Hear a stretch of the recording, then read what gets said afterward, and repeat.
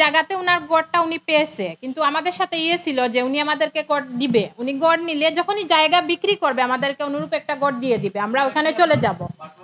যখনই বিদেশ থেকে আসে এই একসাথে থাকা সবই চলে।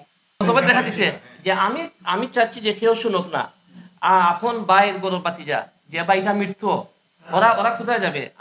আমি ন্যায়সঙ্গত থাকতে গিয়ে আমি ওই মানে 3-4 দিন যাবত ওনার সাথে আমি আর ওনার ফোন ধরতেছি না, সোজা কথা।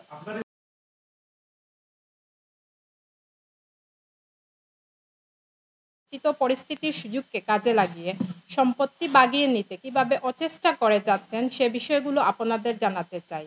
আপনারা আমার আহ্বানে সাড়া দিয়ে এখানে উপস্থিত হয়েছেন, এজন্য কৃতজ্ঞতা ও ধন্যবাদ জানাচ্ছি।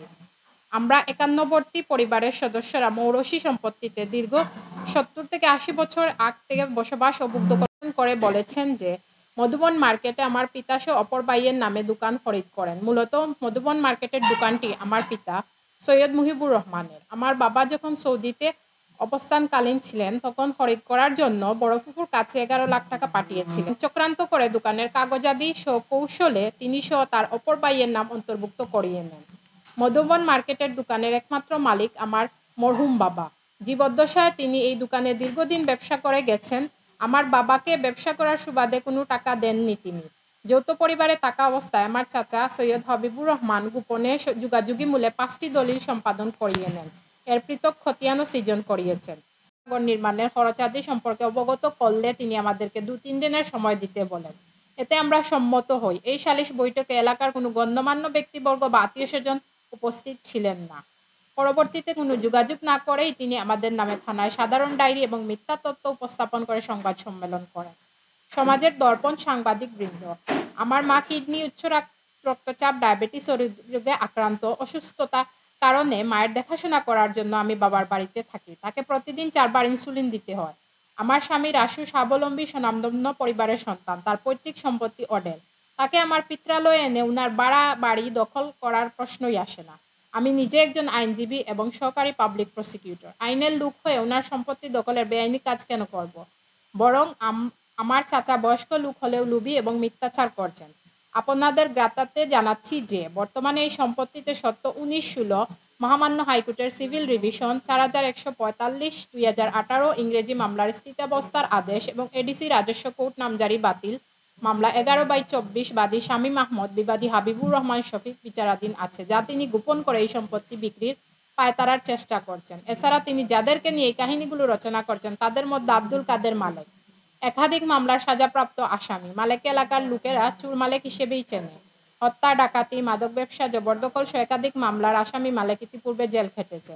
আমার ভাইকেও প্রাণনাশের হুমকি দিয়েছে। এর প্রেক্ষিতে সাধারণ ডায়েরি 1093/23 ও সাইবার ট্রাইব্যুনালে মামলা বিচারাধীন আছে।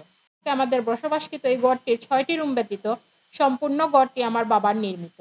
3 তলা বিশিষ্ট গড়ে 17টি কক্ষ আছে। তাহলে আমরা কিভাবে উনার গড়ে বসবাস করি? 2018 সালে যে আপোষ পাটোয়ার শর্ত ছিল তিনি আমাদের গড়টি নিলে অনুরূপ 3 বেডরুমের একতলা কমপ্লিট ফাউন্ডেশন দেয়া গড় নির্মাণ করে দিবেন। একথার সাক্ষী রয়েছে অনেকেই। তিনি আরো বলেছেন, সাব্বিরের পিতার ন্যায্য অংশ তাকে সমঝে দেওয়ার পরও আরো অতিরিক্ত কিছু জমি বাতিজা হিসেবে স্বেচ্ছায় দিয়েছেন। এটা ভিত্তিহীন। প্রকৃতপক্ষে আমাদের বাবার ন্যায্য অংশ আমাদেরকে দেয়া হয়েছে, অতিরিক্ত সিকিয়ানাও দেয়া হয়নি। উপরন্তু তার অংশ বিক্রি করলে আমাদের 3 বেডরুমের গড় নির্মাণ করে দেওয়ার প্রতিশ্রুতি দেন। চাচা হিসেবে তার কাছে চাঁদা দাবির তো প্রশ্নই আসে না, বরং আমাদের ন্যায্য দাবি একটি গড় নির্মাণের আবদার করেছি। এটাকে তিনি চাঁদাবাজির ঘটনা আখ্যা দিচ্ছেন। উপরন্তু তিনি যুক্তরাজ্যে থাকাকালে জানুয়ারিতে ভাড়াটিয়াদের গড় ছাড়ার নোটিশ দিতে বললে আমরা টালবাহানা করি এক পর্যায়ে আত্মীয়স্বজনদের মাধ্যমে 53 লাখ টাকা দাবির বিষয়টি নিয়ে বলতে চাই, প্রকৃতপক্ষে ইংল্যান্ড থেকে আসার 3 দিন আগে তিনি আমাদের সাথে যোগাযোগ করেন। আসার সপ্তাহখানেক পর তিনি খরিদ্দার সহ তার অংশ দেখাতে বাড়িতে আসেন। এতে আমরা কোনো বাধা বা আপত্তি দেইনি। শেষ বয়সে এসে এলাকার কতিপয় স্বার্থান্বেষী মহলের প্ররোচনায় পড়ে এমন মিথ্যাচার করে যাচ্ছে। ওই যে আমার মা একা বিধবা, একা গড়ে থাকে, আমার ভাইও নাই, বাবাও নাই, গড়ে কোনো পুরুষ লোক নাই। যদি উনার নামে কেউ পাড়ার লোক কোনো বদনাম তুলে ফেলে এই জন্য, এইটাই কজ, আর কোনো কজ নাই। আর এইটারে উনি মিথ্যাভাবে কাহানি সাজাই। যখনই বিদেশ থেকে আসে এই একসাথে থাকা সবই চলে। 2018 সালে একটা আপোষ হয়েছে, ওই যে আরেকটা বাড়ি আছে আমাদের গোষ্ঠীরই, সৈয়দ তাজিদুল হোসেন বাবুল বং, তাদের সাথে আপোষ হয়েছে আমাদের তাদের সবারই। তখন যে আপস পার্টি উনি গড়টা পাইছে, পাইলেও আমাদের একটা ইয়ে ছিল যে গড়টা তো উনার এখানে, আমার বাবারও এখানে ইনভেস্টমেন্ট আছে, উনি নির্মাণ করছে, তো উনি যদি গড়টা নেয় আমাদেরকে অনুরূপ একটা 3 বেডরুমের গড় নির্মাণ করে দিবে। এটাই জায়গাতে উনার গড়টা উনি পেয়েছে, কিন্তু আমাদের সাথে ইয়ে ছিল যে উনি আমাদেরকে গড় দিবে, উনি গড় নিলে যখনই জায়গা বিক্রি করবে আমাদেরকে অনুরূপ একটা গড় দিয়ে দিবে, আমরা ওখানে চলে যাব। না, বাটুরা দলিল এটা উল্লেখ নাই, বাট সাক্ষী আছে, এই যে একজন আছে উনার ভাই, হ্যাঁ উনি হাবিবুর রহমানের সাহেবের ভাই এবং উনার পাওয়ার অফ অ্যাটর্নি, উনি উনার মামলাগুলা পরিচালনা করেন, সৈয়দ মামুনুর রহমান সোহেল। হ্যাঁ আপন ভাই, বইমাত্রীয় ভাই, দ্বিমাত্রীয় বইমাত্রী, হ্যাঁ মামুনুর রহমান সোহেল। মানে আমরা যে লোকাল আছে যে সাব রেজিস্ট্রার মাধ্যমে এটা উনি ডিসি বরাবর হাই কমিশনার বরাবর আমার একটা অথরিটি ওয়ার্ক করে ওইটা আমার পাওয়া দেওয়া হয়। এই 18 সালে বাটুয়ারাটা হয়, তাৎক্ষণিক আমরা ওই সবগুলা একসাথে আমরা ওই বাটুয়ারার মধ্যে উল্লেখ করা আছে, কার যে যা সব ভাগ পাইছেন ওনারা ওই ভাগের মধ্যে ওনারা বলবৎ আছে। 18 সম্ভবত এপ্রিলের কত তারিখ আমি তারিখটা বলতে পারবো না, এপ্রিল 18, 2018। এখন যে বিষয়টা আইলো যে এখন যে 53 লাখ টাকা আর 60 লাখ টাকা চাঁদা দাবির অভিযোগ, জি এটা সম্পূর্ণ মিথ্যা বানোয়াট।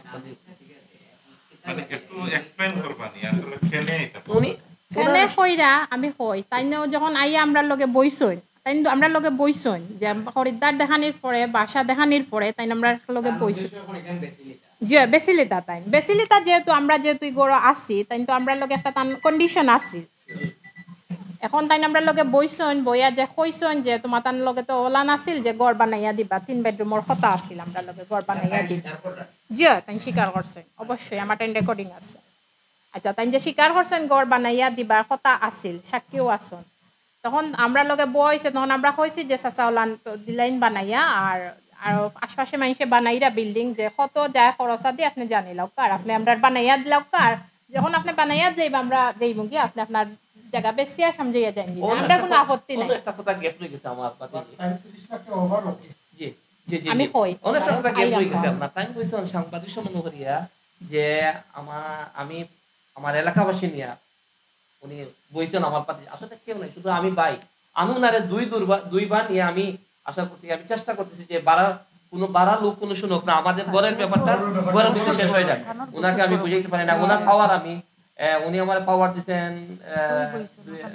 আপনার 17 বছর এই মামলা মহত্তমা উনার আমি মানে আমি চালাইতেছি, উনার বিভিন্ন সমস্যা সমাধান আমি আমার কাটাইতেছি, কিন্তু উনারে আমি খুব চেষ্টা করছি, উনি আমার ভাই, আমার পাওয়ার দিচ্ছেন উনি, আমি চেষ্টার আমার শেষ নাই, কিন্তু ওনার আমি পারি নাই, আমরা শুধু 3 জন বসছি ওই যে ওটা শেষ করার জন্য, উনি সাংবাদিক সম্মান করিয়া এই যে বললেন যে কারে নিয়ে বসছেন উনি, আমার রেকর্ড আছে, আমার রেকর্ড আছে, শুধু 3 জন ব্যক্তি তবে দেখা দিছে যে আমি চাচ্ছি যে কেউ শুনুক না, আপন ভাইয়ের গরুর বাতিজা যে ভাইটা মৃত্যু, ওরা কোথায় যাবে, আমি ন্যায়সঙ্গত থাকতে গিয়ে আমি ওই মানে 3-4 দিন যাবত ওনার সাথে আমি আর ওনার ফোন ধরতেছি না, সোজা কথা।